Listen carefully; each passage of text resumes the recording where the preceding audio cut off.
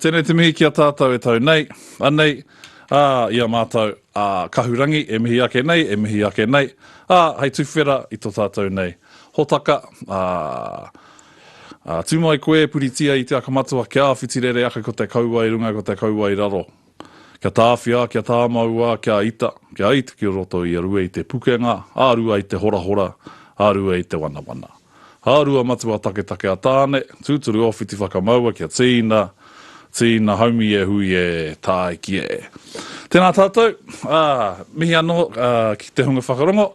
Welcome everybody, and today, got a special guest. I've got the cuz, Matiu te tau, who, along with a generation of us in the 80s, were told, were brought into the kura kaupapa and the kohanga reo movement of the early 80s, something our parents, as brother and sister, and many other parents did for us, not only in the Wairarapa, but across Aotearoa.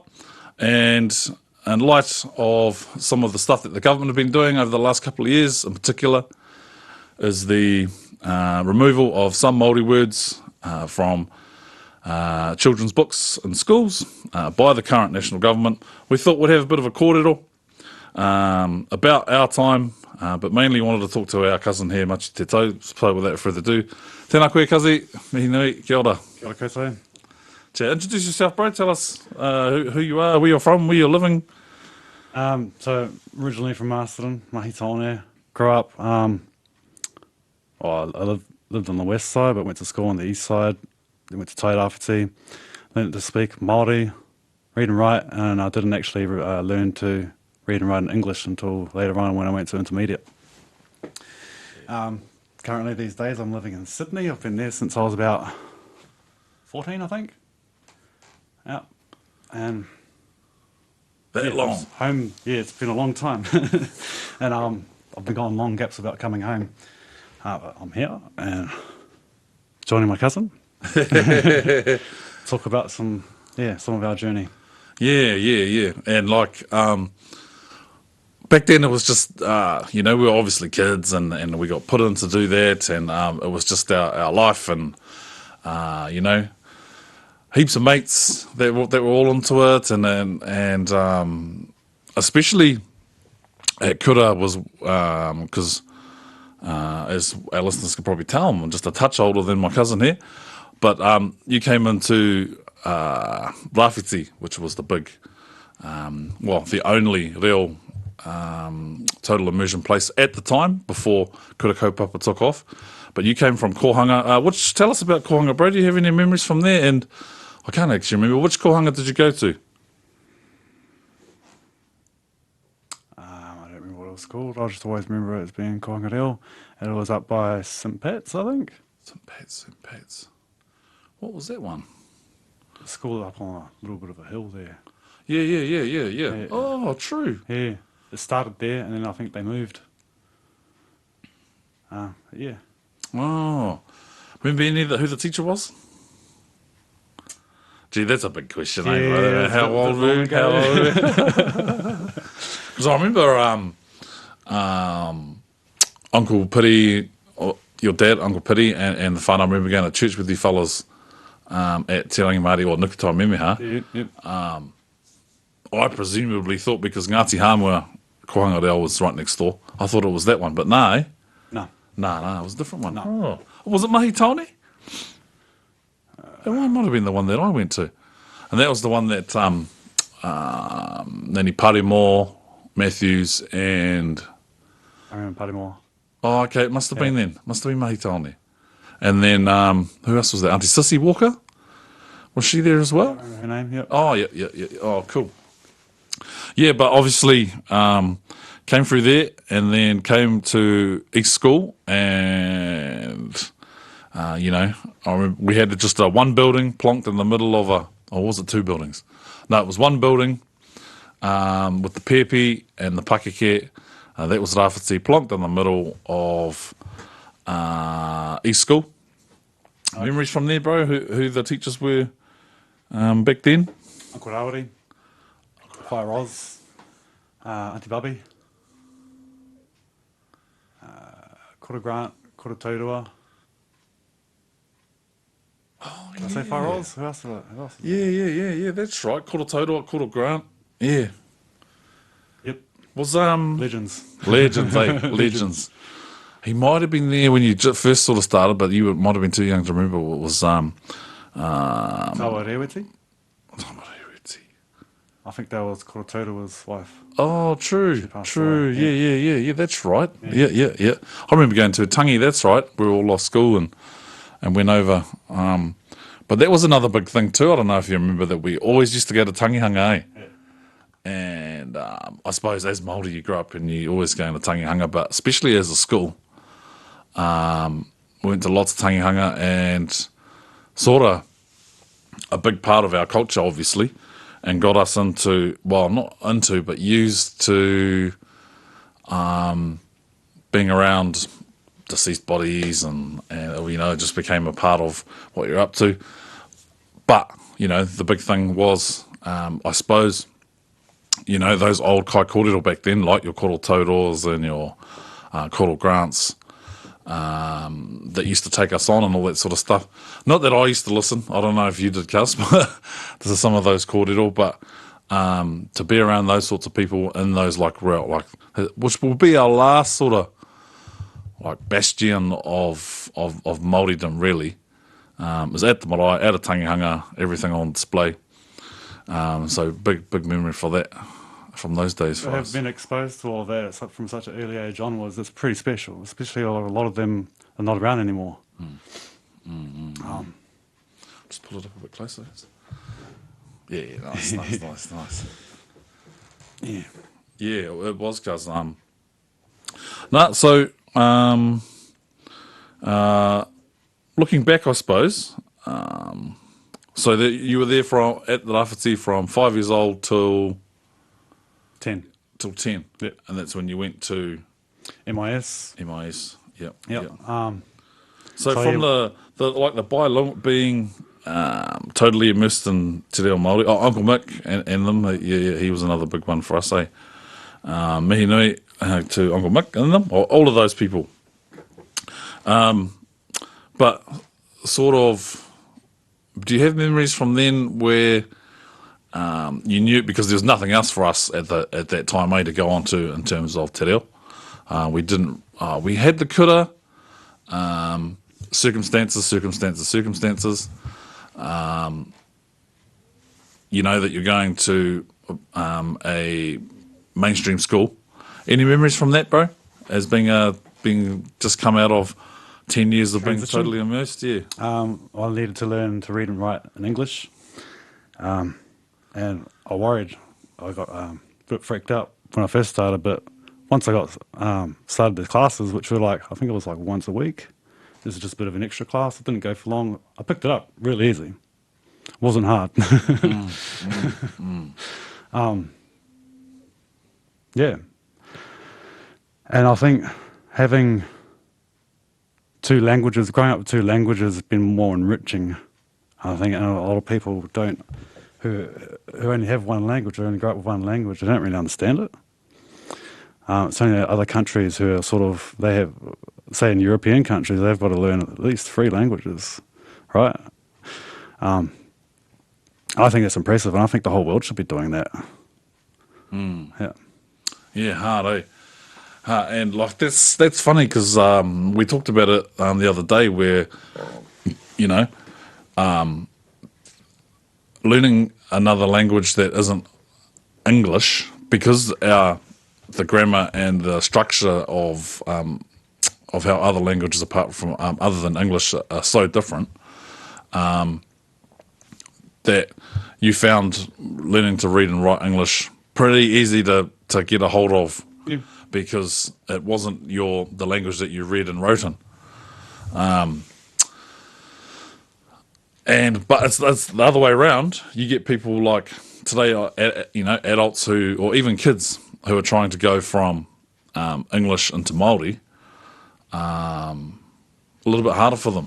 Yeah, once you get past a certain age, trying to make that, if you've grown up and it's only been one language, a lot of people find it really hard to make that transition because they're used to a certain way of forming sentences in a different language.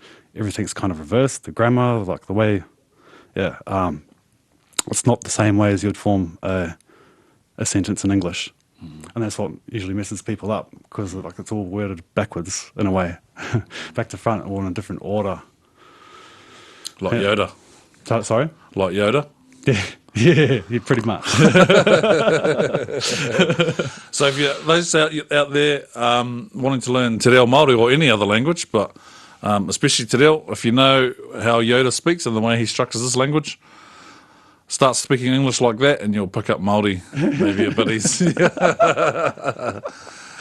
Oh, no, ka pai. Were there any, so you had to take an extra class or you had to start, whatever it was, an extra hour. Were there any others there with you doing that?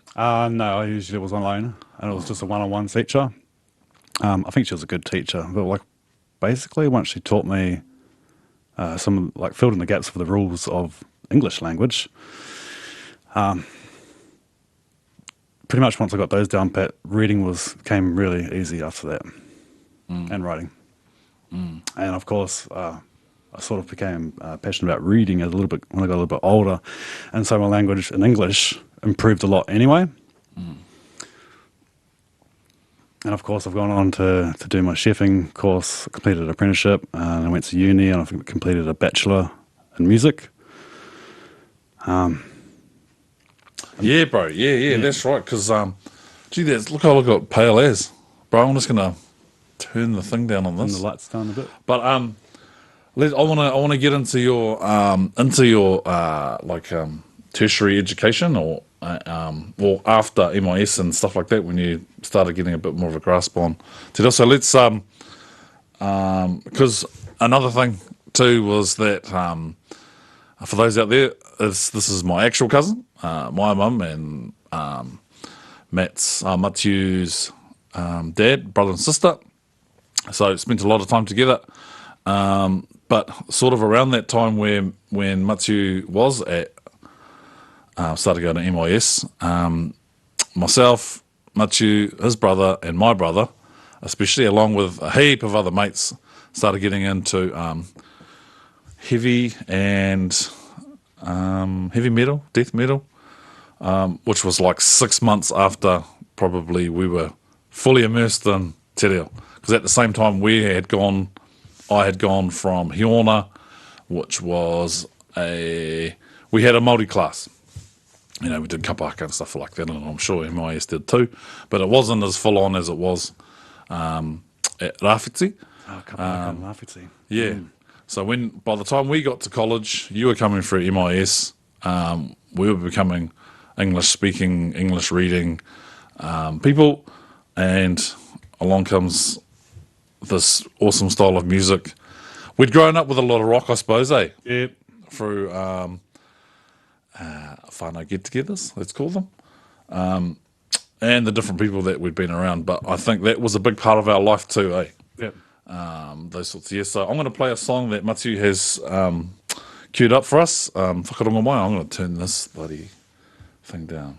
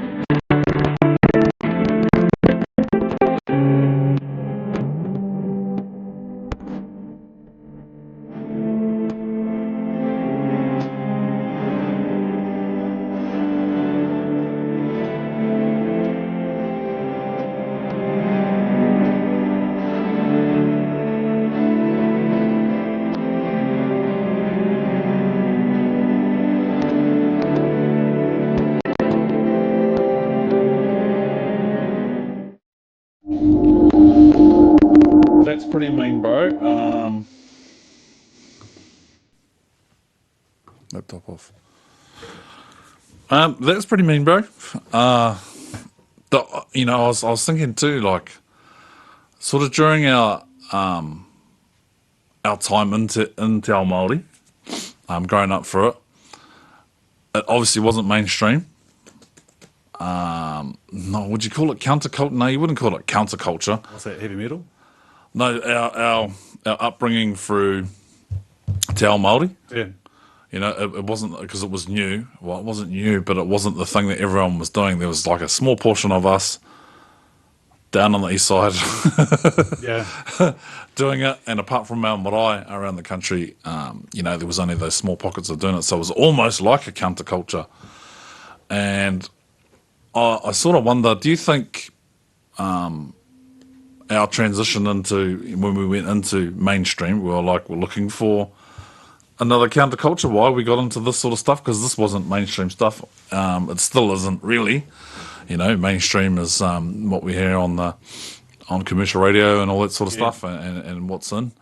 Have you got anything any kōrero about that, bro? Yeah. Well, for me personally, being in kapahaka, the energy, the rawness of like some of the heaviest metal that I listen to, it's, a lot of you guys out there probably don't agree with me on this, but like it feels exactly the same as performing a haka. The energy that rips through you, it's just, raw. It feels the same. Yeah. And I think for me personally, that's just what I connect to, was heavy metal. Yeah. Bro, I'm sorry.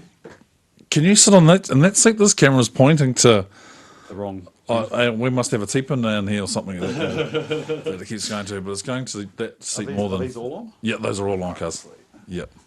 It's not as bright here too. But that's so true. That's so true. And even I've never thought about it that way too, bro. I never. But it is. It's raw.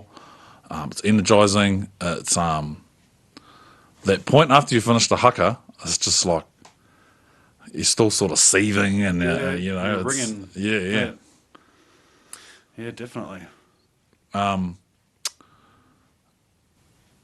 obviously with kapahaka, we came up through that. It's just an everyday thing for us, and learning waita and all that sort of stuff, and performing at a young age too, eh? Because that translated into the heavy metal bands and all that sort of stuff. But Performing was sort of not that we were show offy, because another thing like the similarities is like, well, the good thing, like te ao Māori sort of really did keep us grounded, because with like whakatauki, like I don't know if you remember the one, kaore te kumara e kōrero ana mo tōna reka, the kumara never sees how sweet it is. yeah. And that always sort of resonated with me, and well, it does resonate with all of te ao Māori. So we love to perform, but we don't go around showing off about it. Yeah. It was just a thing you did, and so the confidence that performing live with all your whanaunga, 20, 30, 40 of years on the stage, as a young kid, definitely translates into like being in all the bands and doing all the live stuff that ended up happening after all of that, eh? Yeah. No, ka pai. So went through into MIS, and you became sufficient in English and reading and writing English, and then you came to Makota for a little while, eh? Yeah, I was in Makota for like a year and a half. Year and a before half. moving to Aussie, Yep. continuing my education over there. And what was it like? So what would you be? You would have done 3 or 4 years, or 3 years or so in high school over in Aussie. How was that? But like coming from the background you just had. Culture shock. I was looking for other Māoris straight away. I needed some, Did you find any? some familiarity. A couple, yeah, Oh. a couple.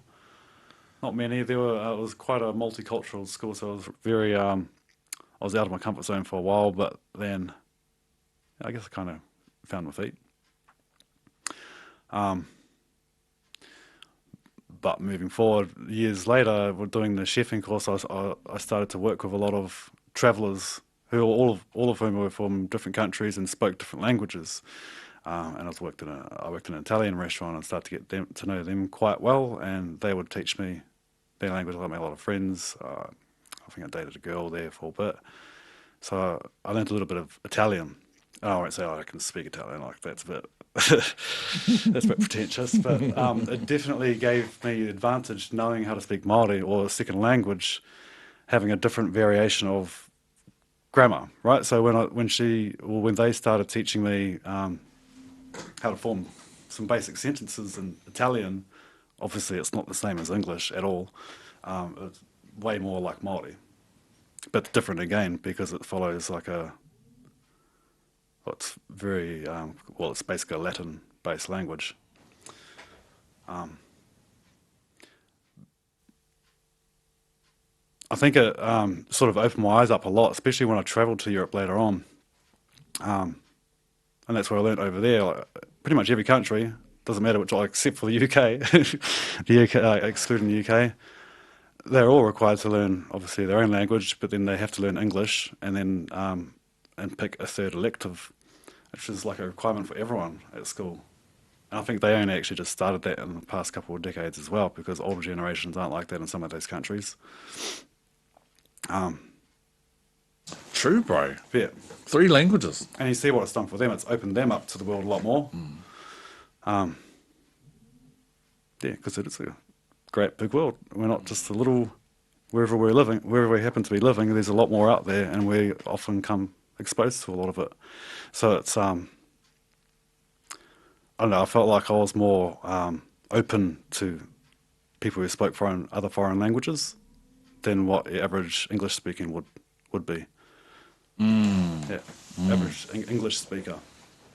It also kind of looks bad too for English speaking countries around the world, like we're the only one, English speaking countries are the only ones pretty much who only know one language. And which kind of gives the Westerners somewhat of an arrogant look, which is not good, I don't think. Yeah. Yeah, no, you're right, bro. You're right. We're not and especially how easy it is to connect to anyone, anywhere in the world right now, eh? It hasn't been easier. And it's just gotten easier and easier through socials, through our lifetime, bro. It's just gotten easier and easier. So why wouldn't you want to know? At least here in New Zealand, one of the official languages, as best as you can, you know, and being given it to you, not given, like we shouldn't really rely on the government to be giving us these sorts of things, but when they're able to make decisions on to take it away or give it to us, you know, we really got to look at that. We really got to look at that and see the likes of yourself, Kaz, who else is Tahia, her kids, one of our other presenters, her kids are the same. They know, I'm going to say, at least 3 languages. And because they have a European, I think they're Spanish father, and they stay within their, learn those other languages as well. They go back and forth to those countries. So us being able to have a head start from school, at least, to know our own native language of Aotearoa, which is one of the official ones. I think the only, I might have to be corrected and have a look on Google, but I'm pretty sure the 2 official languages of New Zealand are Te Reo Māori and sign language. So, did you ever learn sign language? Did you ever go there? No. One of our cousins. Naughty. Yeah. You're just the naughty ones. No, eh? I never learned properly. No. Yeah, no, not properly. One of our cousins is little Ty is obviously deaf, and you know, I remember it's not that it was the same as us, but he had another language too, and that sort of would have opened up his it was his only language really that he could communicate with properly. But you know, he's quite a resilient dude. Yeah. You know, he's just like any other person. He gets, you know, works somewhere, gets sick of it, works somewhere else, needs to do other things. I think he's probably more so than us, actually, because one of his senses is completely gone. But you can tell from how he's had to be that, you know, he could have learnt sign language in any other language. It's still such a sign language, eh? Yeah. It's not just English sign language. So languages, man. It's well, I'm glad you brought up that point about other English-speaking countries, well, especially European countries, for the past couple of decades, been doing their thing on bringing it into their curriculum. That they have to basically expand their knowledge of languages. So that's mean, bro. That's mean. I actually became interested in just other languages in general too. Having the knowledge of both English and Māori. Whenever, especially Italian, when I've got exposed to a lot of that.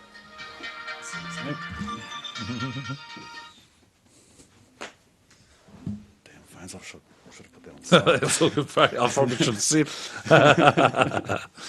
Nah, well, just why you thought that out, bro. Yeah, because knowledge of other languages, because I suppose even just in our, even just at Rafiti, it feels funny to say this actually, but it was a little bit diverse, but not really back then. This is sort of late 80s. There was like a few Polynesian families, Māori, and Pākehā. But I remember we used to play. I feel like it was maybe because we were just a kid and we weren't exposed to it that much, and we were in our own sort of bubble. But it didn't feel racist. I suppose I didn't feel much racism at that school. I think maybe the school did a good job of keeping that away from us. The Tai Rafiti?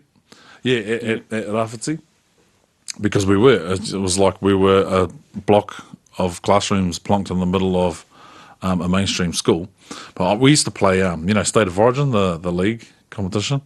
We used to actually play Pākehās versus Maoris, we used to call it, and that was our game. And like during State of Origin time, it was Māoris on one team, Pākehās on another team, and we'd play rugby league on the old field to see who the best was. And of course, the Māori team used to always win. But after a couple of years, bro, Pākehā team got better and beat us in the last year I was there. But you know, it was it's for kids. I suppose the point I'm getting at, for kids, you know, what's sort of happening around them is just happening around them, and they just get on with. You know, it could have been anything for those Pākehā kids to, you know, get smart to us or call us this or call us that. No, we were just the bros at the school, at the same school, doing the same things. Just during learning time, we'd be in another class and would be learning in another language. So yeah, that's really my point, is that whatever kids are sort of given in terms of what they have to live with, be educated in, they just accept it. You know, they sort of know they can't make any decisions. They can't go to you know, a teacher or the counsellor or the government and say, no, this is wrong. We don't want that. We don't want that. So they do still, I think, very well in just accepting what the status quo is. And I think they have done right up until this point, all children. But now with them changing it, what becomes the new status quo for the next 10 years, if this sort of thing happens, eh? Yeah. They accept that, you know, I'm just going to be a one language learner. Like you were saying the other day, because like some people might think it's been blown out of proportion. But if we don't make a noise or try and at least have a kōrero about it, and what are the the options, or what are the other things that we can do to make sure that it doesn't fully get taken out of our curriculum. So, because as you've heard, e te iwi, bilingualism, there's stats everywhere. Learning two languages at least at a young age strengthens memory. My memory's taken a bit of a pounding, but it's still pretty good because of knowing a couple of languages. But how do you see these skills? Because I want to talk to you about, especially the music stuff, bro. Because, like you said, you trained as a chef, worked on that for a little while, as a chef. 6 years? 6 years as a chef. Obviously, a lot of math, a lot of stuff that, education is supposed to teach you, you're using as a chef. Didn't affect you at all? No. Even with not knowing te reo Māori, not knowing English from the age of 5? Nah, not at all. Unaffected. Completely. By the time of all that stuff, like even because I finished high school and it didn't stop me or slow me down in my education. So no, not at all a hindrance, if you ask me, from my perspective. What got you into cooking? Cooking, I like food. Love it. And I started to learn some of the other things that you can do with food. Simple foods, most of the times is the best food. But there's sometimes there's certain fancy things you can do. It's like, cook like a brown chicken stock. It doesn't sound like much. Most people won't even know what that is. You can't get it at the supermarkets, but if you freeze that down and have that in your freezer, best. Add like a cube of that to any of your sauces, and it'll enrich it. It's not, it takes like a whole day to make it though. Loads of other things, but I think the hospitality industry took it out of me, and I sort of lost any passion that I had after years of just working on, I'll call it the front lines, because you're basically going into battle every single freaking day. It kills your passion. I mean, especially if you're working in a place where the menu doesn't change, takes out all the creativity, you're just doing the same food all the time. So then it becomes like you're just like a factory worker, basically, a glorified fast food chain restaurant. So that wasn't really doing it for me anymore. I wanted to get more into my creativity and exercise more of what I know I'm capable of. So that's why I ditched the hospitality altogether, because I was time poor and money poor. I was like, why did I do this? Like, I love food. Like, maybe that was probably a bad choice to base my decisions off. So that's when I went on to uni and diploma level. I thought, breeze through that. I think they gave us the option if we finished first try or semester and with an average of credits. If you wanted to, you could go straight into bachelor from there. So I did. I got credits, highest distinctions, all that. I found it really easy. But when it came to, so in bachelor level, you get a lot more research assignments. I absolutely sucked at that. And forming arguments or forming opinions. And they ask you a question, and they're really hard questions. So you've got to really research far and wide, make sure your sources are bloody legit. Question who the authors are, where do you get that source from? You weren't not allowed to use Wikipedia. I'm blown away by how many people source Wikipedia these days. True. If you tried to do that in a uni assignment and submit it, you'd be like, fail. But so when I started to get really tested on language, was in those assignments, the least fun ones.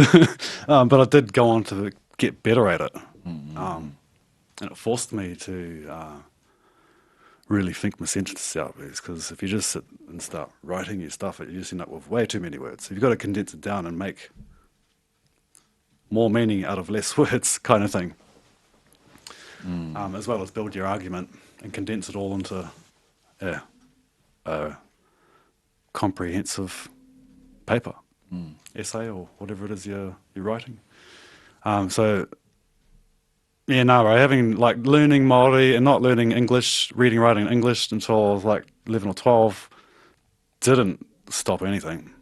Like I had all the other struggles that all the other people were struggling and getting frustrated with, and this is in Sydney. It's like none of them spoke any other languages, oh, except some of the other people who have different heritages and whose parents raised them speaking their native language, right? So, but otherwise, everything's in English, and everyone was struggling with the same shit.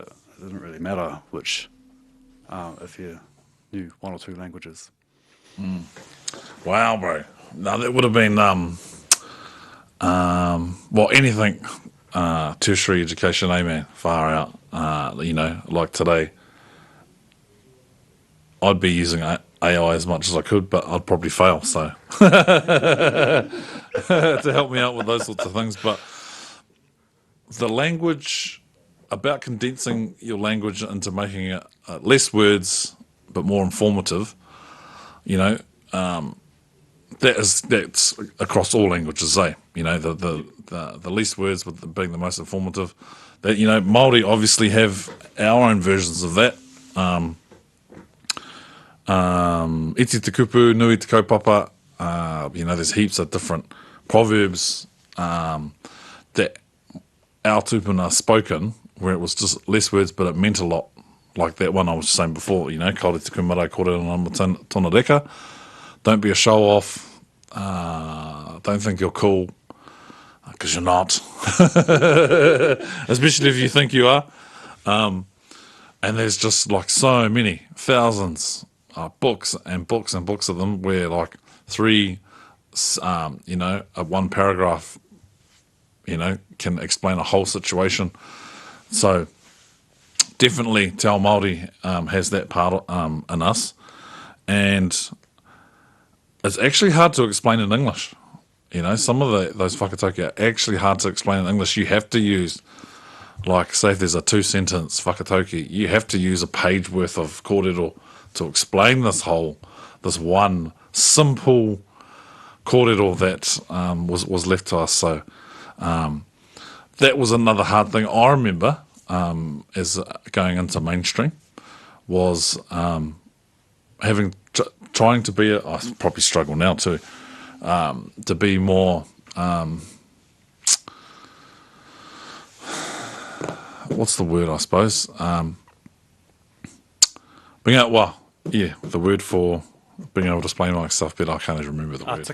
Articulate, that's the one, Cuzzy. Yep. Being a lot more articulate in English, but all it is just taking work, eh? We're working on it.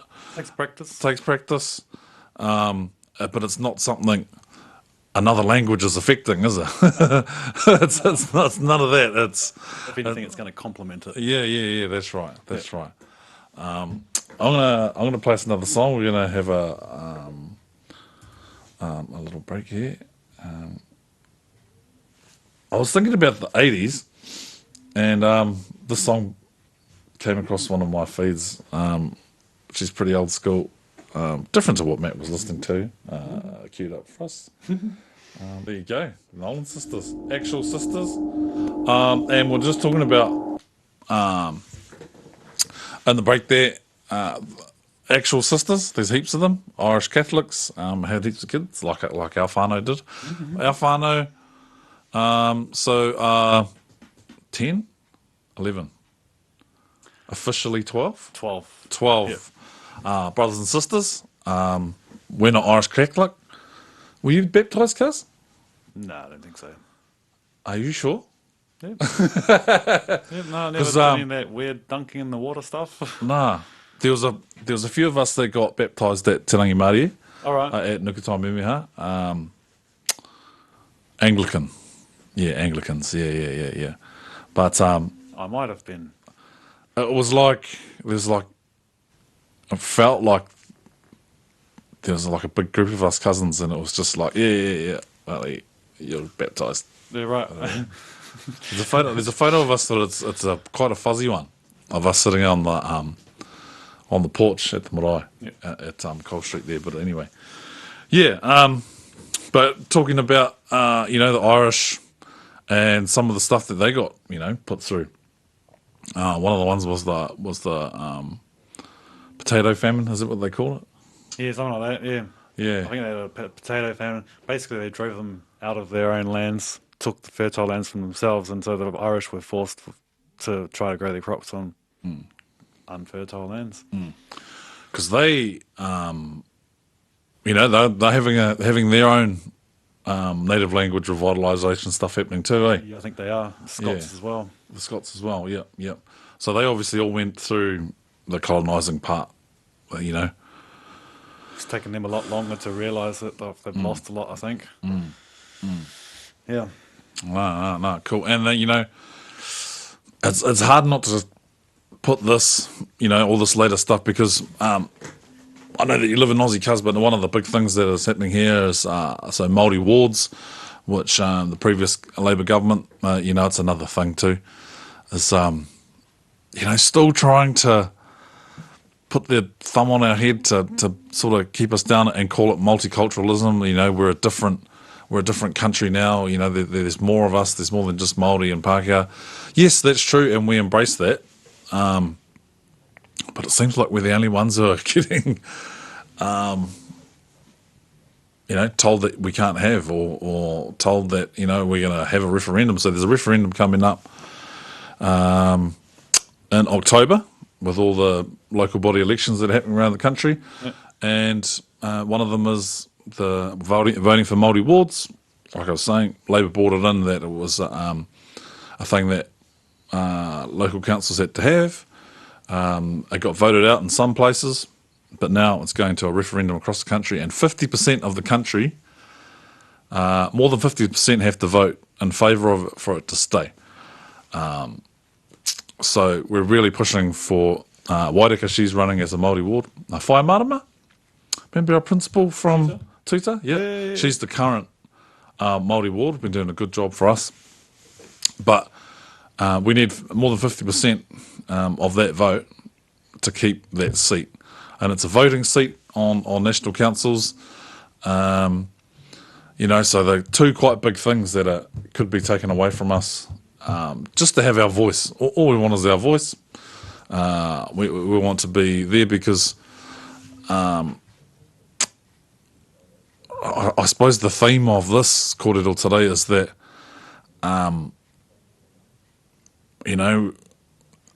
we think a little bit different because that's what bilingualism allows, I suppose. And the principles and the teachings of what other languages, and especially Māori for us here in New Zealand, in particular, does give us, because most of it comes from environment. Therefore, kumara, that's from the environment. Rangi nui, that's the sky. Papatuanuku, that's the earth. Most of our kōrero comes from observing environment. So that's what we always think about. That's what we try and live in conjunction with. That's where our whakaaro is naturally. Yeah. Are they trying to change place names and street names as well? Did I hear that correctly? English from Māori?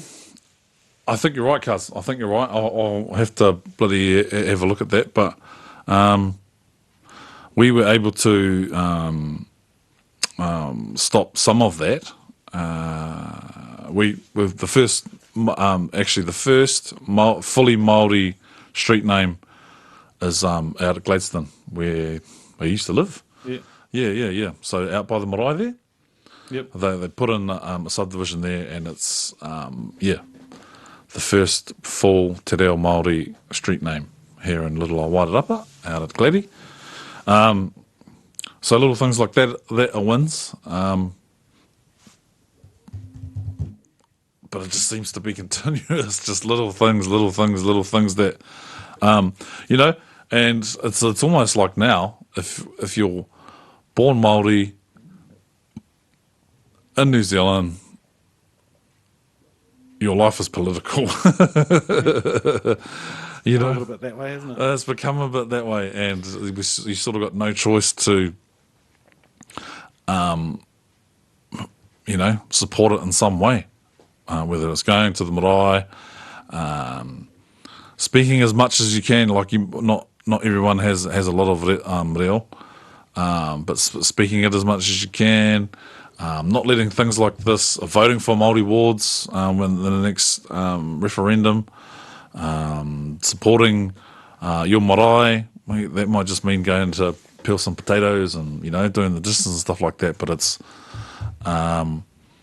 because the marae and our iwi more often than not are there for us in our times of need. So it's for those of us out there who are wondering what we can do in these sorts of times. Is just Te Ao Māori has supported us. It's now our time as legal aged voters, members of society, and all that sort of stuff to support our Te Ao Māori back in the way that I suppose that the government has forced upon us, which is voting for different things. Everyone needs to chip in.